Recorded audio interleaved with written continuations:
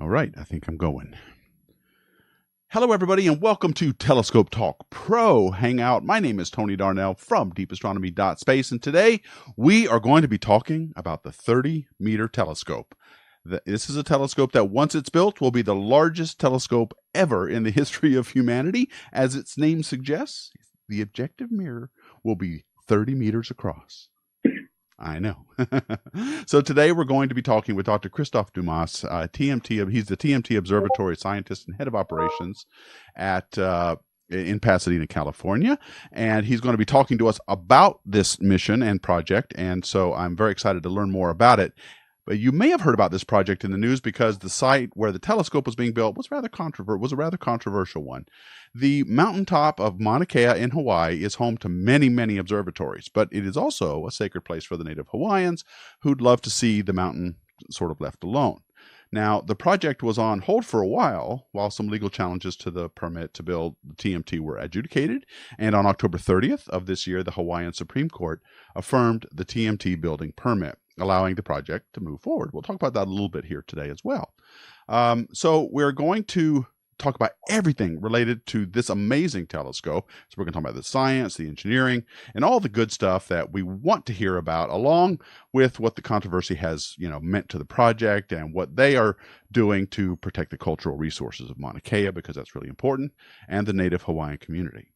So we'll talk about all of these things. But let me remind you that let me remind everybody that we are streaming on all of the internets. I mean, all of them: YouTube, Facebook, Twitter, and Twitch. Okay, that's not all of them, but it's most of them. And we hope you'll ask us questions or leave us comments there on all of those places. But we also have a Discord server. The link to that is in the description box, and I have that right here, right below me, right below the camera here. So I'm looking straight at it. So Telescope Talk Hangouts are sponsored by OPT Telescopes, a world leader in telescopes and accessories. And if you're looking to buy a telescope or binoculars, or if you just have questions about the night sky and how to get started in amateur astronomy, then you should check them out using the link in the description box of this hangout below, because you won't be disappointed. And they also have a professional division. We had a hangout devoted to that last week, which is dedicated to providing research-grade equipment to professionals around the world. So all you professional astronomers out there watching, if you need some equipment, we've also got you covered there. So, okay, let's get started. My co-host is Christian Reddy from Launchpad Astronomy. We are streaming to his channel, I think now, aren't we, Christian? We are indeed. Hey, everybody, and thank you, Tony, and welcome to Launchpad Astronomy. If you're watching on my channel, this is the channel where we talk about astronomy.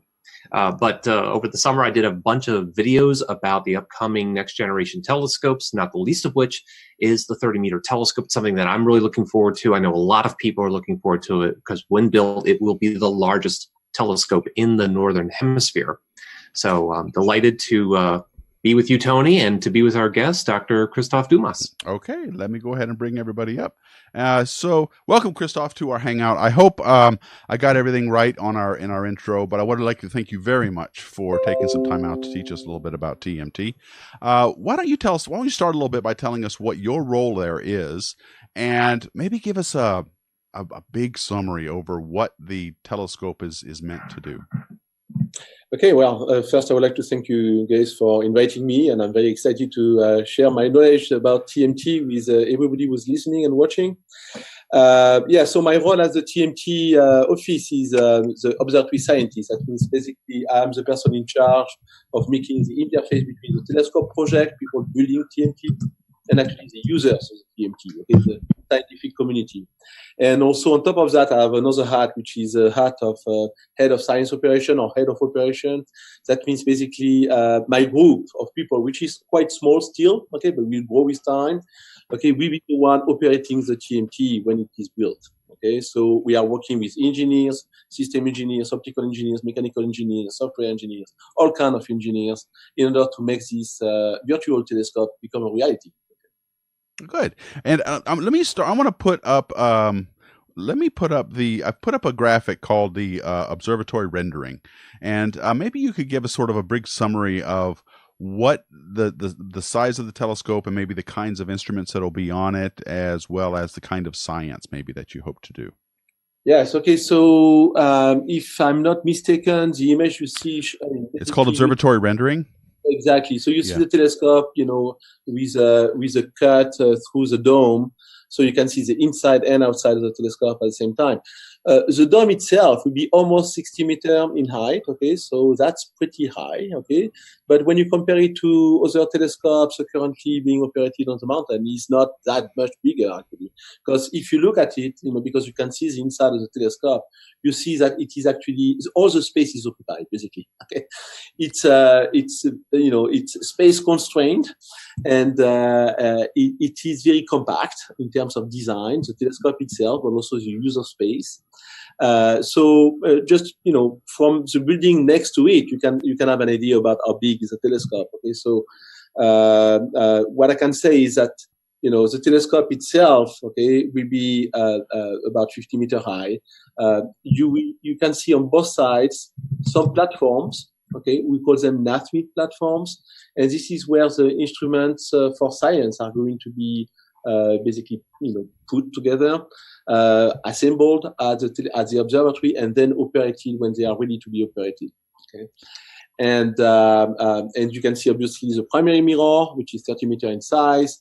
The small dark image that you can see on the very top is a secondary mirror, and the tertiary mirror, you don't see it very well. It is situated at the very central part of the primary mirror.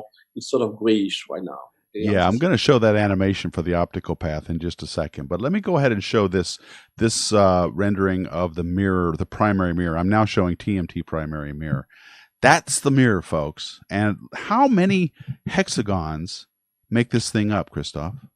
So we got 492 to make a 30-meter telescope. That's big. Okay, yeah. That's a lot of mirrors. Yeah, that's a lot of mirrors. and the good news. Okay, I started to tell you guys that we are trying to make this virtual telescope reality, but it's not so virtual. Okay, because we are already building some pieces of it. And we have almost half of the, I would say, mirror blanks. They are not cut hexagonally yet. They are not polished. Okay, it's just like a pure blank mirror, but we have almost half of them ready. Okay, already made. So about half of the mirrors have already been fabricated. Yes, they have been fabricated, and the next stage will be actually to polish them and cut them. Okay. So that's it's 220 something. I forgot the exact number. Wow. Okay. And so each of these mirrors, they have to combine together in order to produce, behave as a single mirror. How exactly does that work? Like, how do you get them jigsawed, and how do you hold them in precisely the same positions that they need to be? Yes, that's a good question. Well, it's not the first time we do that. Okay, there are other telescopes working like that, like the Keck telescope, for instance. Okay, and there is also another telescope called Grand Tecan in the Canary Islands, which is built on the same design. So we have a special instrument called APS, okay, Alignment and Phasing System. It's actually sitting on one of these NatMIS platforms that you could, I think you can see some of them. Yes, you see some of these NatMIS platforms on both sides of the telescope. And basically, the purpose of this instrument, okay, is not to do science, okay, but it's just to align this mirror in a very fine way, all together next to each other, so they can actually act as a single mirror of 30 meters. I'm sorry, I think you lost me. Where is that in this image? Well, you don't see it on this image, but basically what I was saying is that this instrument will be sitting on one of the platform on one side of the telescope, along with these instruments. Okay. And but on top of that, we also, in order to make this instrument work, this engineering instrument work, you need some sensors. So each of these segmented mirror has edge sensor and position sensors in order to know exactly the position of these mirrors, the tilt angle of these mirrors, and the position of each of these segmented mirrors with respect to each of the others. Now, I have the mirror or the image called TMT, Fred, up now, the one that has the back, the image of the backplane. I'm showing that one now. Is that where the electronics are? They keep them. Yes, exactly. So you see like a fake mirror, which is transparent in a sort of goldish color, and below that you see like the support of the mirror. Okay, the support assembly with all the electronics, all the sensors, And basically, this mirror will be push and pull. Okay, so we'll be deforming the mirror in real time. Okay, so it has the exact shape, because obviously, depending on whether you are going to look at in the sky, if you look right on top of your head, or if you look quite low on the horizon, okay, gravity will have an effect on all of these segmented mirrors. So you need to compensate for the gravitational effect and of basically deforming the shape of these mirrors and make it perfect. Okay, not only in alignment but in shape as well. I was going to say, so Tony, forgive my interruption. Let me ask just to clarify, make sure I understand this. So what we're looking at in this image, we have a transparent mirror. That's the goldish colored piece of glass. Yeah. Behind that is the support structure. But to be clear, this is not for the entire mirror. This is just for one hexagonal segment of that mirror. Exactly. And as the total mirror moves around, you're saying that each of these individual support structures have to kind of work independently to maintain the uniform shape of the mirrre. Exactly. Wow, that's a whole lot. And there's 492 of these, right? Yeah. Holy moly! Active optics. Okay, and actually here in Pasadena, because the project office is in Pasadena, next to Pasadena we have our technical lab, where we have some sort of mock-up of a small part of the primary mirror structure, where we can actually have 7 of these fake mirrors together, okay? And all together with the support assembly. So we are testing all this control of the mirrors. We are testing the electronics. We are testing, ways to actually do maintenance of these systems, all of this together. And that's quite exciting. And we are starting that now, actually, okay? So that's very new for us. All right, I want to show the animation now of the light path. This is a loop showing how the light will travel through the system, and so this is a pretty complicated system. It looks like there is the. I hope this is playing. I'm looking at it. Yes, it is. Good. Okay, so the light comes in, hits the primary mirror, and then bounces off, hits the secondary mirror up in the top. And then once it's hit the secondary mirror, it hits a third mirror, which I've never seen anything like this before. What is the name of that third mirror? It's called the tertiary mirror. The tertiary mirror. Okay. Actually, this design, okay, is quite common among the large telescopes on Earth. Okay, like the Keck telescope, Gemini, Subaru, the VLT in Chile. All of them are using this 3-mirror design. And this will allow you to divert the light path or the image plane to different instruments that are on the telescope, correct? Yes, exactly. Okay, John Suffel was asking in the chat earlier, is this mirror parabolic? The tertiary mirror is actually plane. No, the primary mirror, I'm sorry. The primary mirror, yes. Okay. The primary is parabolic, and the secondary mirror is hyperboloid. Okay, so it's it's hyperbolic, and then there's a flat mirror that just basically, what this acts like, folks. If you're an amateur astronomer, it acts like your star diagonal at the end of your telescope. That's what that tertiary mirror does. And so, if you have a star diagonal at the end of it, that just diverts it up to your eye better. That's what that's doing. Okay, well, let me show some instruments. I'm going to show the TMT, what's called the TMT. Instrumentation graphic now. So if you could have that up. Unfortunately, guys, I can't show them what I'm broadcasting, so I have to tell them what image I've got up, and they're looking at it. So look at all of these instruments. You want to go through a brief summary of what these are going to do? Yes. Okay. So you see like a lot of instruments here, and actually you see like one called APS. Okay. So this is the alignment and phasing system that I told about just before. We are going to use it to align all these 492 segmented mirrors. So it's actually sitting on one of the platforms next to the other science instruments. So yes, okay. Well, first maybe I should talk about what we call the first light instruments. That means obviously we are not going to get all these instruments at the same time when we start operating TMT. Okay, just because. Okay, so not all of these are going to go on with when TMT starts. No, not all of them. It will be like a sequential phasing of all of these instruments. Okay, we're going to start with a couple of them, maybe 3 of them, and then I would say like probably every 2 years we are going to deliver a new instrument as a telescope. Oh, Every okay. 2 Well, then years. just maybe talk about the first one or two then. Yes.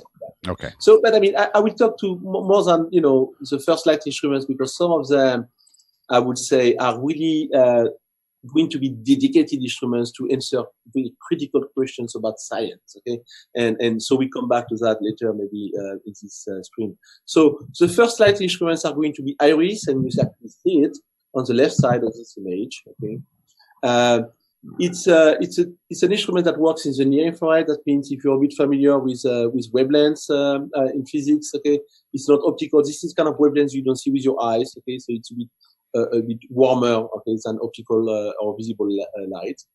And it's between 1 and 2.5 micron, okay, for those who are a bit more expert. And these instruments will be able to take images and also spectra. That means we basically disperse the light like a rainbow, so we can actually have a better diagnostic of the composition of the objects, celestial objects that we are looking at. But even more importantly, IRIS will be working with another instrument, which is not a science instrument, but which is supporting science instruments, called an adaptive optics system. Okay, and this adaptive optics system is called Nefarious. Nefarious, did you say? Nefarious, yes, that's That's a great name. Yeah, and so Nefarious, the purpose of Nefarious will be to basically make use of the full capability of a 30-meter telescope to actually get like the best resolution possible with this kind of telescope. If you don't use an adaptive optics, you are limited by the Earth atmosphere. Okay, and your image quality, the precision of your image is not that big. Okay, actually, all big telescopes will be limited in the same way. You cannot get better than, I would say, 0.5, 0.4 arcseconds in terms of image precision, image size. Okay, if you use adaptive optics, then you can go to the diffraction limit of your telescope, okay, which is way beyond that. Okay, we are talking about a few milliarseconds, okay, instead of speaking about a sub-arcseconds image. So this is when a 30-meter telescope is really powerful, where you can actually image anything in the sky or almost anything, okay, with an eye which is 30 meters in size, with the precision of such a big eye. And that's what IRIS will do. And I guess hang on, let me get that out of there. So I guess that's really one of the big technological innovations over the last couple of decades has been for ground-based. You talked about the adaptive optic systems.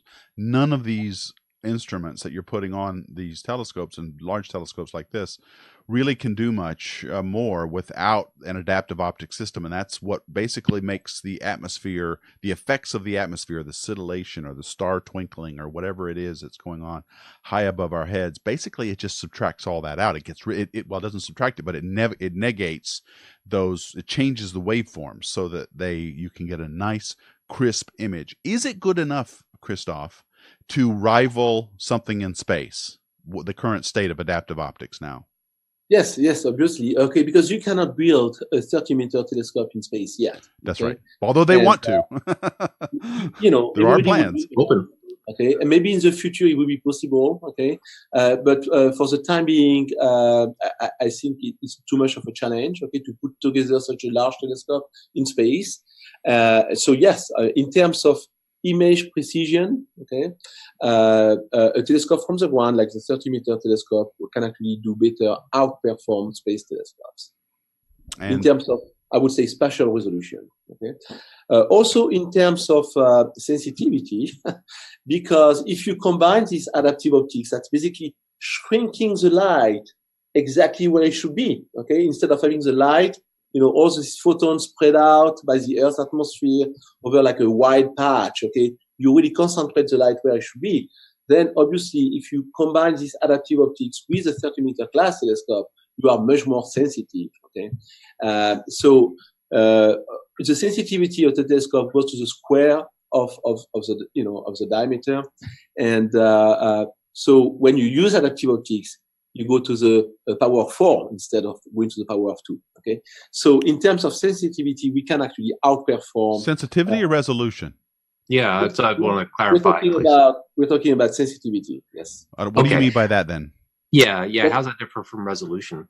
The resolution is basically the smallest I would say like the finesse of your image, the smallest detail that you can actually detect on an image. Okay, I have some. If I can pull out, is that the same as the point spread function of the telescope? That's what ultimately limits it's what about the point spread function of the telescope, exactly. Okay, all right. So basically, the size of your point spread function, if you don't use adaptive optics, is about, I would say, in the best case, in the best site on Earth, about half an arcsecond. Okay, that means 500 milliarcseconds.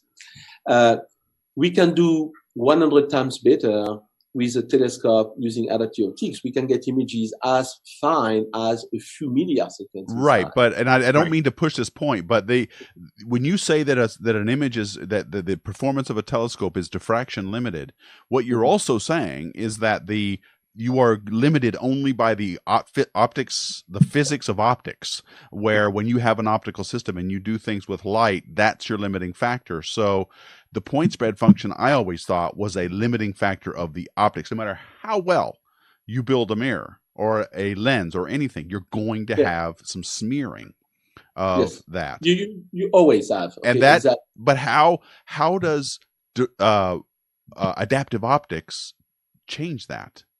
Adaptive optics, by concentrating the light, in comparison to a telescope that doesn't use adaptive optics, you will get not only in terms of collecting power, not only this square of the diameter, but you also get another gain from using the adaptive optics itself.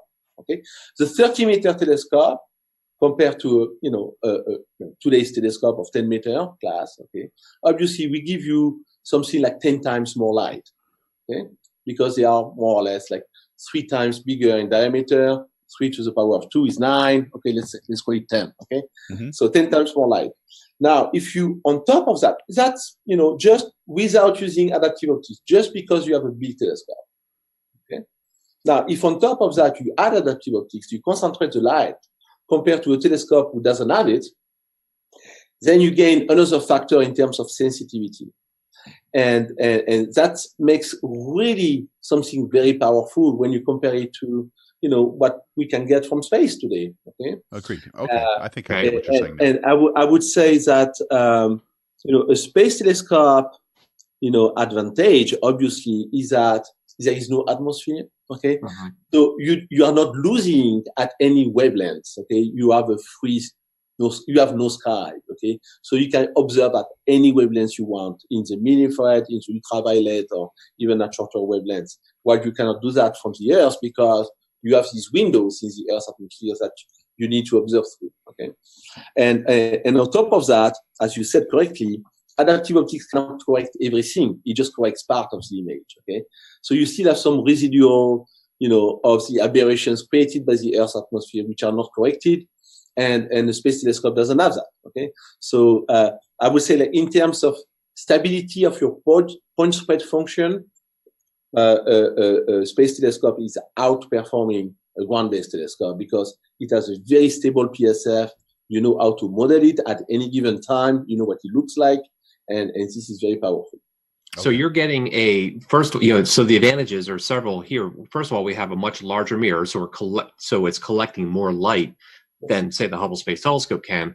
But because of the adaptive optic systems, you're saying you're able to concentrate that light, create a nice tight point spread function, which really just increases the sensitivity. So it has both better resolution, but it's also capable of imaging even fainter objects. Exactly. So when all of this is comparison to a telescope who doesn't have adaptive optics, so obviously. Got it. Yeah. So that's a comparison between two ground-based telescopes. Okay, let me ask the tardigrades question because it's relevant to what we're talking about, and then I want to move to the science that we're going to do with TMT. All those actuators running at a few kilohertz must have some sound. How many actuators are there going to be? That's a good point. Okay, how many actuators? Actually, I will have to look for that. Okay, I'm sorry. Okay. I'm more scientist than engineer. I actually don't know exactly how many actuators we have. What I know is that each of these segmented mirror, has 3 points push and pull, okay? And so we'll be able to actually control in real time over like three points below the segmented mirror. It's the shape of this mirror, but in terms of actuators, I'm not exactly sure. Okay. So let's move on to, I want to talk about the science a little bit. The science that drives everything. You don't just build a 30-meter telescope because it'd be cool. You build it because you want to know something about the universe we live in. What are we going to learn from the 30-meter telescope? Okay, well, like every time, okay, basically you are capable of making a huge step forward in technology. Okay, you are going to make a lot of advances in terms of discoveries and science. So this telescope is going to be really like a multi-purpose telescope. It's not really to focus on any kind of science. Anybody who has a good idea can observe solar system objects, can observe black holes in the close universe or farther away universe, can observe like galaxies very far away or in time and in distances. You can also observe like star forming, exoplanets, anything will be able, okay, any kind of science, astronomical science, will be able to do with the TMT. But something that we believe, okay, TMT will be extremely good at, thanks to these adaptive optics I told you about, and some other instruments, okay, that are going to be using like an even more dedicated adaptive optics system, will be to look at exoplanets. Okay, that means planets orbiting around other stars than the sun, in the sun neighborhood. Okay, so we're talking about a few parsecs from here, and so basically, this telescope will be not only capable of imaging exoplanets, but it will be capable of studying the composition of these exoplanets, and because of its size, it will be able to a few of these, stars that are potentially hosting planets, maybe like 20 of them, like a dozen of them.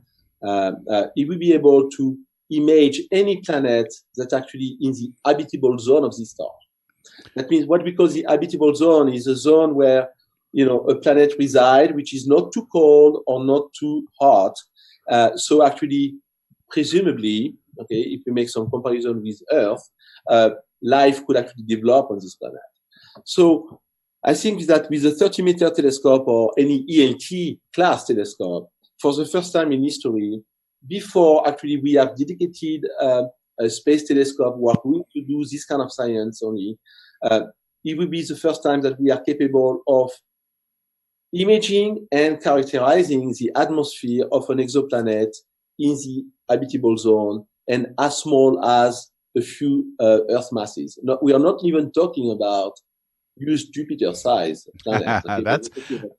I love that. So finding Earth-sized planets. Wow. You're talking about directly imaging them, not inferring them from a transit, Right. not inferring them from a radial velocity. With transit, we can also do it. Okay. Sure. We can actually study more planets with transit because we are less limited. Okay, there are more stars that we can actually look at. But I was talking about direct imaging. Yes. Okay. Like, wow. Does that mean there's a chronograph somewhere to block out the star's light? Yes. Yeah. Exactly. So I don't think you. Let me look at your diagram from last time. So what the image you were showing? Does it show? Oh yeah. Okay. So it actually doesn't show it. Okay. But if you look at the image that's currently shown, which one was that? That was the one with all the instruments around the telescope. Oh, sure. Okay, yeah, I've got it back up now. TMT underscore instrument. Yeah. Yeah. So at the bottom left of this image, you have something called PFI, and it says not shown. Okay, because that's an instrument that's not going to be delivered at first light, but later. Okay, probably like 3 to 4 years after first light, and a telescope like PFI. We'll be able to actually do this kind of science I'm talking about, which is it will have an adaptive optics system that we call a high contrast system. It will be capable of imaging an exoplanet that's something like 100 million times fainter than the star it is orbiting, okay, in the near infrared. So we call that a contrast level of 10 to the 8, okay? And thanks to this contrast level, this high contrast and sends to some like optical devices like the one you mentioned, like called coronagraph, we'll be able to actually remove the light coming from the star, so we can really concentrate on the light coming from the exoplanet and study it. Okay? So that's very challenging. That's why such an instrument cannot come at first light. You need first to make sure your instrument is performing in the maximum way in terms of no more vibration, everything is running perfectly. So we need 2-3 years for that to make sure that everything is up to standard to actually use such a very performing instrument like PFI. Wow. And will this have, so this PFI future generation instrument, you know, you're saying it has the ability to block out the light from the star and reveal the planets next to it. You said it could even reveal Earth-sized planets. Would this also imply potentially Earth-sized planets at Earth-like distances if it's like a relatively nearby star system? Yes. Okay. And actually, you know, obviously we'll be very limited. Okay. Even if you have a 30-meter class telescope, you don't get, that's why I was mentioning before, you know, the advantage of space telescope. Okay. Space telescope has a very stable PSR, okay, point spread function. Mm-hmm. You know it, you can subtract it very well. Okay. And you can get contrast ratio with a similar system like a coronagraph and adaptive optics in space much better than from the ground. Okay. You can get like another magnitude or 2, okay, another factor of 10 or 100 in terms of contrast. So you can actually look at this, you know, exoplanet, Earth-sized planet, even closer into the star, okay, than we can do from the ground, or even smaller planets. So there is still, you know, a huge margin of discovery from space. What TMT will do, it will probably be capable for the first time to do this kind of science on a subset of stars, a small one, between 10 and 20, maybe a bit more, okay? And we'll be focusing really on stars like the sun, but also cooler than the sun. We call them M-type stars, okay? Yep, and these stars, why these stars? Because they are like the most numerous stars in the universe, okay? They are everywhere. So if you want to look for, you know, exoplanets and study them, you want to increase your odds of your chance, basically, okay, the probability to actually discover something interesting. So you need to focus on these stars because they are plenty. Okay, I want to talk. We got a lot of good questions on the chat, so I want to make. I'm getting a bunch of mine as well. We get them. I want to get to them, but but before we leave this topic of science, so exoplanets are going to be a huge thing, followed by the first stars and galaxies. I understand as well, right? You're going to be able to look at some of these early universe objects, correct? Yes, exactly. Like understanding the beginning of the universe, pushing forward the limit of what we can do today, and seeing for the first time, I would say, the first stars forming, the first galaxies forming. But even more than that, okay, it will be, you know, TMT will be capable of bringing, you know, more elements to understand the nature of dark matter, the nature of dark energy, all of these kind of things. Also black holes, the physics of black holes. Currently, we can observe black holes in the center of our galaxy, the Milky Way. Right. Okay? That's the closest one, and we can study it pretty well. Okay. But thanks to ELT, thanks to large-scale telescope like the 30-meter class telescope, we can do the same kind of science on other galaxies. That's amazing. So, okay, that's incredible. I keep them queued, Christian. I promise I'll get to it in a minute. I just need to move to what's the ground has broken, right? You are starting to build this now. What's the schedule for when you're hoping to get first light?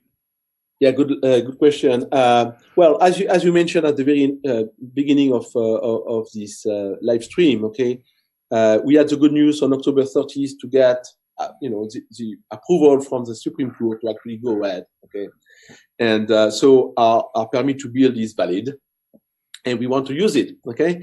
Now we are not ready yet, okay, to bring our shovels and try to dig and on the top of Mauna Kea. Just because there are still a few conditions that we need to verify, okay, that were laid out by the, I would say, like the long hearing process that we went through over the past few years, okay, since 2015. And we are working on this now. It will take a few more weeks/months, okay. I cannot give you an exact date, okay, but I would say like sometime at the very beginning of next year, first quarter, probably, okay, we should be in a position to start construction again on top of Mauna Kea. Okay, so you're still going through some legal issues then. Yeah, not legal issues. Well, not legal, permitting issues. Yeah, right? exactly. Permitting process. Okay. Exactly. All right. Permitting issues, some conditions that were imposed on the project construction that we are demonstrating, that we are verifying one after the other. Okay, and when we have done that, okay, then we can actually use our permit. And so that means these are just administrative steps, because I can tell you that we were getting ready before. Okay, we didn't wait until the Hawaii Supreme Court last month to start working on this. Okay, everything is already ready. We just need to work with the administration in Hawaii to explain to them that we are actually ready to build. And then we will start construction, yes, in a few months. Okay, all right. Okay. Just briefly, can you comment on the cultural issues that you faced? Because there's a lot of observatories up on this mountain. It is sacred to the Native Hawaiians. That's the reason you've had to show a lot of effort in terms of getting the cultural requirements met. Can you comment a little bit about what you're doing and what you're going to do, not just through construction, but once you're in operation, to keep the cultural heritage of the mountaintop secure? Yes. Okay. So first, I want to make a statement that first I want to thank everybody who was actually has supported TMT along these years. Okay, they were tough years for the projects. Okay, we are very happy to actually be back on track and being soon capable of resuming construction. Okay, then the next thing I want to say is that we are persuaded, okay, that we can actually share this mountain with everybody who wants to actually use it, whether they are cultural practitioners, whether they are residents of Hawaii or tourists of Hawaii, whether they are astronomers, whether they are, hunters on the mountain, okay, who are actually using the space to hunt. Yeah, we do believe this place is, can be shared, okay, and we have the same goal of using it peacefully, and we have the same goal of basically respecting each other in the usage of the mountain. Okay, how are we going to do that? Well, first, we want to limit at the maximum, okay, the impact that we are going to have on the environment, and that's why we went through like an environmental impact study for the TMT on Mauna Kea, and everybody, we demonstrated that we are not going to pollute the space, reject any, anything contaminants in the soil. Everything will be preserved in containers that are going then to be brought down the mountain for recycling. There will be no spill at all on the mountain because of the design of the TMT. We are sure that we can actually be successful in this. So TMT will be a zero waste facility. Zero waste facility. Okay, Fantastic. Everything will be removed from the mountain, recycled in specific by specific companies who are that's a business for them to do that. And in terms of archaeological artifacts and all of these, obviously we chose that site because there is nothing around it. Okay, there is no cultural artifacts, there is no burial artifacts. That's what the archaeologists are telling us. Okay, obviously when we are starting to build, we might discover something that we could not see. Okay, from just looking at the site, and that's why we will have archaeologists with us monitoring every single step of construction, just to make sure that if something is discovered, we stop the work and we decide how to move forward in order to preserve whatever has been discovered. Okay, so we are going to be very respectful to the mountain, respectful to everybody, to everybody who's using this mountain, whether they are practitioners or tourists or just residents of Hawaii. You're not just going up there with backhoes and bulldozers and drive ahead. You're going to take your time, make sure you're not disturbing. Yes, exactly. More mountain as necessary to build it. That's great. And also, something very important is that we are saving money even now. Okay, and we continue doing that during operations. Okay, to actually decommission TMT. That means TMT is supposed to be operating for quite a few decades. Okay, probably 5 decades, maybe 50 years, 60 years after first light. Okay, and the plan is that when we have stopped, we decide that it is time now, okay, to actually decommission TMT because it's not, useful anymore. Okay, we have better facilities either from the ground or from space. We will actually remove the full infrastructure and restore the site the way it was before we come. We took images, through all angles that are archived. We exactly know what the site was looking like before the arrival of TMT, and we will restore it the way it looked like at that time. Okay, thank you for that. I want to. Christian, I'm sure you've got some questions. So, do you want to read from your channel? Well, sure. Piper Trepp was asking, what resolution would we need in order to be able to see stars forming? How detailed? And you mentioned earlier that TMT will have that resolution. So, can you remind us again what the resolution of TMT is? Yes, we're really talking about, it will be very hard to do this kind of performance in terms of spatial resolution at optical wavelengths in the visible, but we can actually do that in the near infrared. This is where adaptive optics works best. Okay, so in the near infrared range, okay, I would say like a few milliseconds between 5 milliseconds. This is something that we can, routinely we expect to be able to achieve. Okay. Will this, and just maybe as a follow-up, just to give you, sorry, go ahead, please. I'm sorry. A comparison, 5 milliseconds, okay, this is really like 100 times better that you can do, okay, without adaptive optics. So we are talking about 2 orders of magnitude in terms of spatial resolution. So that's really powerful. And so that feeds into the follow-up question that was asked. Will TMT then be able to directly image, let's say, Pluto, for example, yes, or the dwarf planets? Yeah, exactly. Yes, fantastic. Yeah, good question. Good question because as a scientist, I'm a solar system astronomer. Okay, my field of study is solar system and exoplanets. That's what excites me more. Okay, but in terms of resolution for the solar system, we'll be able to resolve Pluto. Barely Charon, okay, the satellite of Pluto, but Pluto will be able to resolve it. And actually, we cannot do some monitoring of any kind of activity on the surface. We know that since the New Horizons mission that Pluto is actually active. Okay, it will become less and less active when it gets further away from the sun. Okay, but we can actually monitor that. With a 30-meter class telescope and see this decrease, for instance, in activity. Same thing for other small solar system bodies like satellites of the giant planets like Io, Europa, obviously Saturn satellites, the rings of Saturn and the arcs of Neptune. All of this will be able to actually image with incredible resolution. Wow, fantastic. Okay, let me ask Neil Yu's question. Can they point the mirror? Or is it fixed straight up?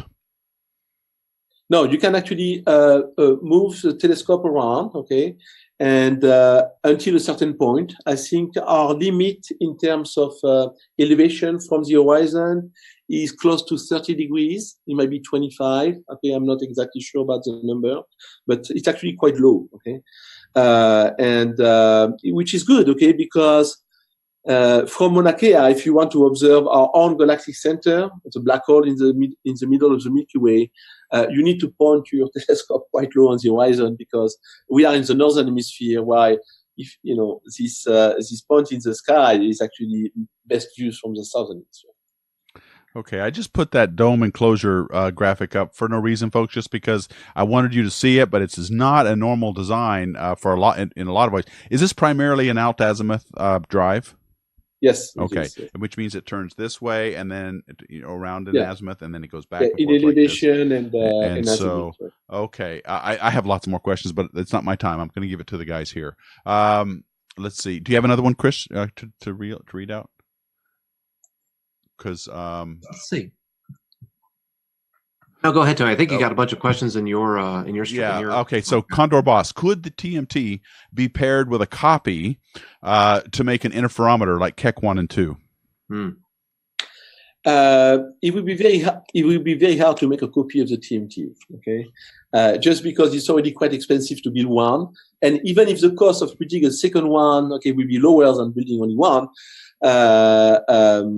we still cannot afford it. But we can. There are projects, okay, some ideas to actually combine the light coming from the TMT with the one coming from other telescopes on Mauna Kea, so we can do some sort of interferometry and boost, enhance even further the spatial resolution of the telescope. Yes, it will be challenging, but we can do that, and it's actually been proven to be feasible. There was a project called OANA on Mauna Kea, which was just to basically combine the light by fiber optics. Okay. Combine the light from several telescopes in order to do interferometry between them. Great. Okay.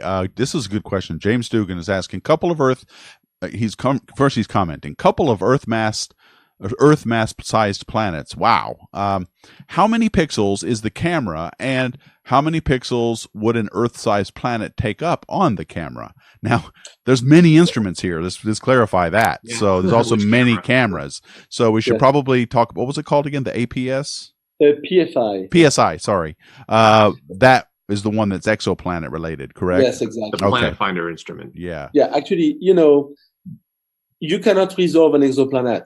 Okay, so it will be just 1 pixel. Okay, but because the correction, okay, of the adaptive optics correction is not perfect. Okay, it will spread over several pixels. Okay, but not many. The pixel surrounding this central pixel will also receive light, okay, from this exoplanet, but we will not be able to resolve it.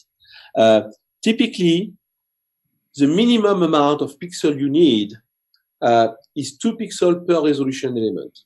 If you want to do, a posteriori image deconvolution, like image processing techniques, okay? Otherwise, you basically, your frequency is too low, and you're losing information. You're undersampling. So because one of the finest elements that we can actually observe, okay, with the 30-meter telescope is about 5 milliarseconds in size, you need at least 2 pixels per resolution element. So your pixel is about the size of 1 milliarseconds, 2 milliarseconds. And is that what's going to have? On this camera, okay? Obviously, if you want to use a different camera, not dedicated to high spatial resolution, like WFOS, for instance, okay, your pixel will be much bigger. Okay. Because you don't want that. Well, that just leads into what I was going to ask next, and I'll just ask it from Condor Boss. Have some of the elements like the mirrors and the cameras and the detectors and actuators, have they started being built yet? Yes, that's a very good question. Okay. Okay, so in terms of, I told you already about the optics. Okay, we have the primary optics. We have about half of them made already. Okay, manufactured. We need to polish them. We are already working on the edge sensors, the actuators, and that something we haven't discussed is that TMT is really like an international partnership. With Japan, India, China, the USA, and Canada. The USA for now is only Caltech and University of California, but we expect to have the National Science Foundation actually joining. Oh, good. I was going to ask about that. Okay. And that will be the USA at large, okay, if that's the case. So already now, even without the USA at large, we are about half of the world population. We are representing TMT, okay, with China and India, on board. So that's quite something. So what do I say that? I say that because when you build a telescope like that, okay, you have to share the wealth, okay, you have to share the knowledge, you have to share, the pleasure of actually building this telescope, okay, but also at the economical level, some partners want to learn because they don't know how to do that yet. Okay, so like for instance, India is in charge of helping us putting together these actuators for the primary mirror and the edge sensors as well. Okay, so they are working on that, and we are actually working on making the first prototypes. Okay, not the one that are going to, they are not certified yet. They are not going to go under the primary mirror. But we are prototyping them as we speak. Great. About the instruments, okay, that's an important point. Okay, sure. I told you about the first light instrument being IRIS. There is also another one called WFOS. IRIS is currently, before building an instrument, you need to design it. Okay, And because it's so complex that you need to do that in phases. And Iris is at the very last stage of design. Okay. And, it will be done in probably a year or two from now. And after this last phase of design, we'll be able to start building the first instrument for TMT. And to tell you the truth, building an instrument for TMT takes a long time. It takes about 10 years. 10 years. I was going to ask, since this was design and build an instrument. From the design to the completion of the instrument, so we can actually test it at the telescope, it takes about 10 years. Since this is an infrared instrument, have you decided on a detector technology yet? Like, are they going to be Mercatel chips, or what are they? Has that been decided? Yeah, currently we are looking at Hawaii 4RGs, okay, for this Iris instruments. We are also looking at other possibilities, okay, some other new detectors that might be more sensitive, and depending on the instrument, you're looking at different technology. And I'm sorry, you said it was between 2.5 and 1.5 microns, something like that? You know what yes, you said? between 1 micron and 2.5 micron. 1 and 2.5. Okay, great. Super. Do you have another question, Chris? Yeah, I do. Sorry about that. Go. Returning to the PFI instrument, I was a lot of interest, of course, in exoplanets. One question that came up, Christoph, you mentioned that there would be a particular interest in going after cooler stars, like red dwarf stars, finding planets for there. Do you think something like PFI could individually identify, I won't say fully resolve, but identify the planets of, say, the TRAPPIST-1 system, like where you have 7 planets close in together? Would it be able to do that, you think? I think they are probably too close in order to be, for this particular system. Okay. Okay. Yeah. But that's something you can do from transit spectroscopy. Okay. Transits, of course. Yeah, exactly. But not imaging. But a system that would be closer, yes, you could do that. Okay. But everything depends on what is the distance between us and the star itself. Right. That's why we want to look at these cool stars, because the cooler they are, okay, the dimmer is the light coming from the star, so easier for us it is to detect these exoplanets. I love this question. Upcycle electronics. What job opportunities will this telescope create after construction is complete? What are the primary skills that will be needed after construction is completed? I love that. Yeah, it's a great question. Talk about job opportunities. Great question. Okay, well, everything that's STEM related, science, technology, engineering, math, okay, all of physics, all of this is going to be used, okay. So that means we need engineers in any field of engineering, structural engineers, mechanical engineers, system engineers, optical engineers, software engineers. And let me just point out, these are not necessarily PhDs, folks. No, exactly. Yeah. We need scientists, okay, astronomers, obviously, to operate the telescope.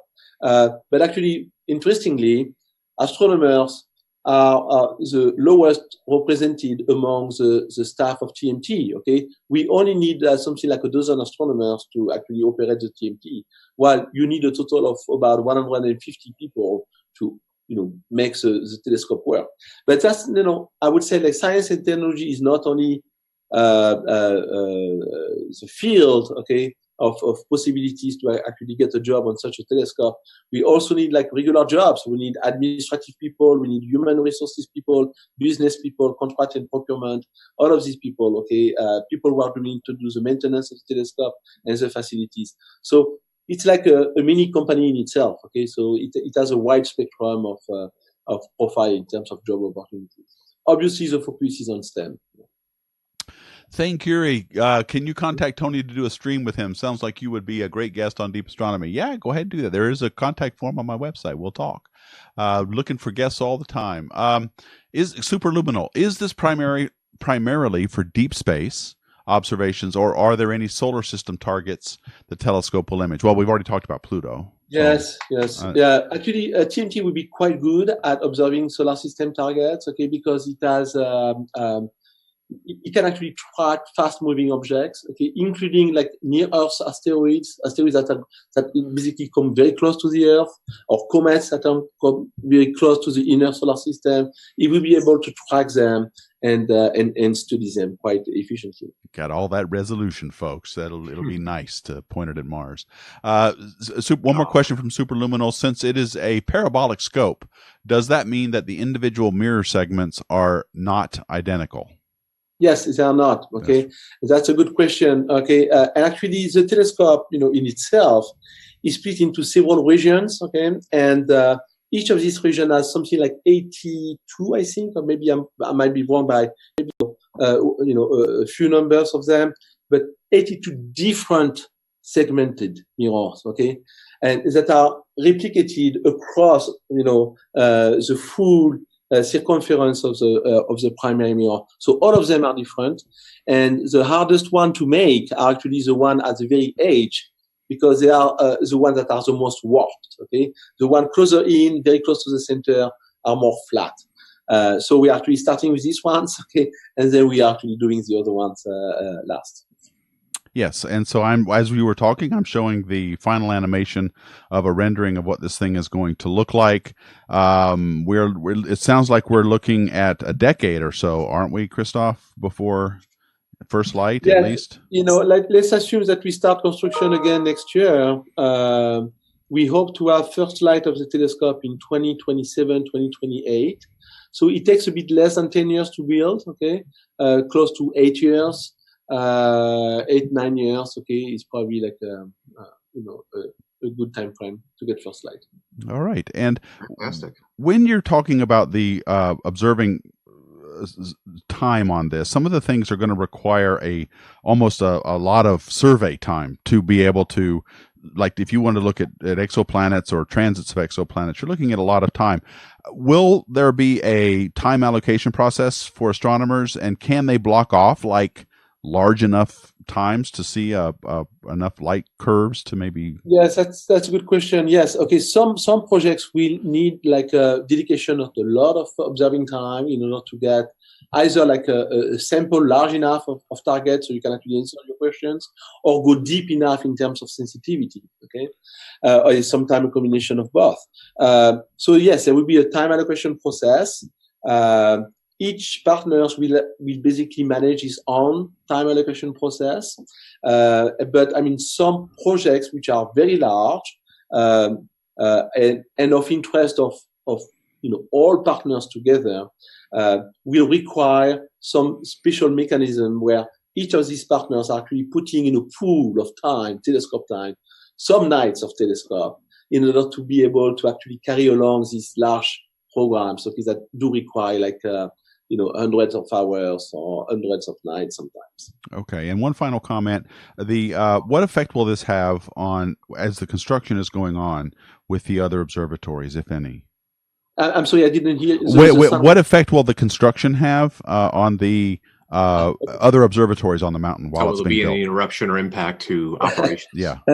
Obviously, there will be some noise disturbance during the day. We will not be working at night, okay? Only during the day, obviously. So, so during the day there will be some noise disturbances.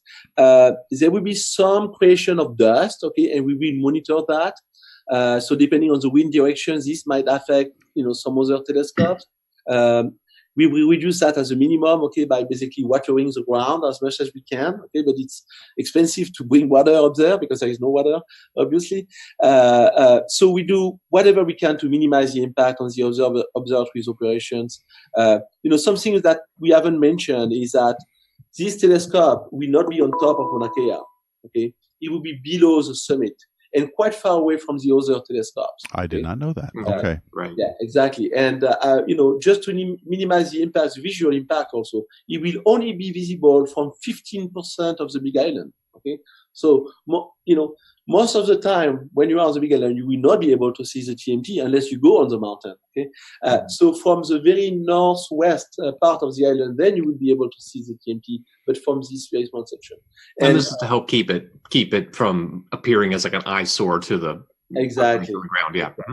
Okay. And this will also help, decrease as much as possible the impact on the other observatory operation while we are building it. I noticed that the dome itself seems to have like almost like a brownish goldish color. Do you know if that was chosen deliberately to kind of help blend in with the? No. It will be like silver. Silver is the best. Silver, okay. Yes, yeah. We had several designs. Okay, so some was white, other was silver. It would be a light silver kind of color. Okay, well, Great. we are out of time. I'm going to have to stop it there. I want to thank my guest, Dr. Christophe Dubas. He is the TMT telescope scientist as well as the operations head for the 30-meter telescope project. I cannot wait until this thing happens. So thank you so much for taking time out, Christophe. I hope you'll consider maybe coming back as more progress is made in the project, and maybe we can get some updates periodically. Yes, I'd be more than happy to give you some updates, obviously. Oh, that would be so Love to great. do it. Love to have you back. All right. It was a pleasure.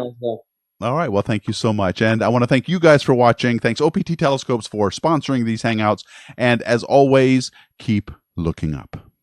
Thanks for watching, everybody. Bye.